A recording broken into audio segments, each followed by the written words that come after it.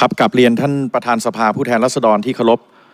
กับผมนายอัครเดช วงศ์พิทักษ์โลดสมาชิกสภาผู้แทนราษฎรจังหวัดราชบุรีเขต 4 อำเภอบ้านโป่งพรรคประชาธิปัตย์ท่านประธานครับผมมีเรื่องความเดือดร้อนของพี่น้องประชาชนชาวอำเภอบ้านโป่งมากราบเรียนท่านประธานเพื่อประสานหน่วยราชการที่เกี่ยวข้องเพื่อพิจารณาดำเนินการทั้งหมด6เรื่องครับเรื่องแรกครับพื้นผิวการจราจรถนนแสงชูโต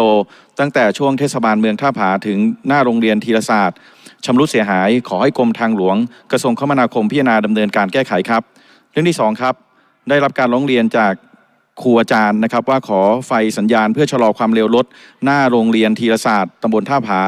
และโรงเรียนหนองปลาหมอพิทยาคมตำบลหนองปลาหมออำเภอบ้านโป่งจังหวัดราชบุรีขอให้กรมทางหลวงพิจารณาดำเนินการครับ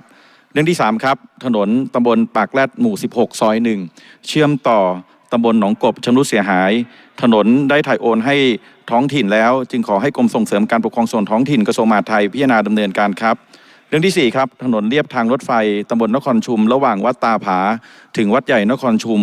และถนนเลียบทางรถไฟช่วงหมู่10ถึงหมู่11ตำบลนครชุมชำรุดเสียหายขอให้การรถไฟเร่งให้การอนุญาตใช้สิทธิ์เหนือพื้นที่และให้กรมส่งเสริมการปกครองส่วนท้องถิ่นพิจารณาดำเนินการปรับปรุงถนนครับเรื่องที่5ครับถนนหมู่ที่10บ้านสำรามชื่อถนนบ้านลางกระเจียวห้วยไร่และถนนสายหมู่11บ้านห้วยยางถึงบ้านหนองไก่ขันชำรุดเสียหายขอให้กรมส่งเสริมการปกครองส่วนท้องถิ่นกระทรวงมหาดไทยพิจารณาดำเนินการครับข้อที่6ครับเรื่องที่6ครับขอสะพานข้ามคลองชลประทานหมู่ที่4ตำบลคุ้งพยอมและสะพานหมู่ที่10ตำบลเบิกไผ่เชื่อมหมู่ที่2ตำบลลาดบัวขาวบริเวณวัดหุบกระทิงขอให้กรมชลประทานกระทรวงเกษตรและสหกรณ์พิจารณาดำเนินการให้กับพี่น้องประชาชนด้วยครับกราบขอบพระคุณท่านประธานครับ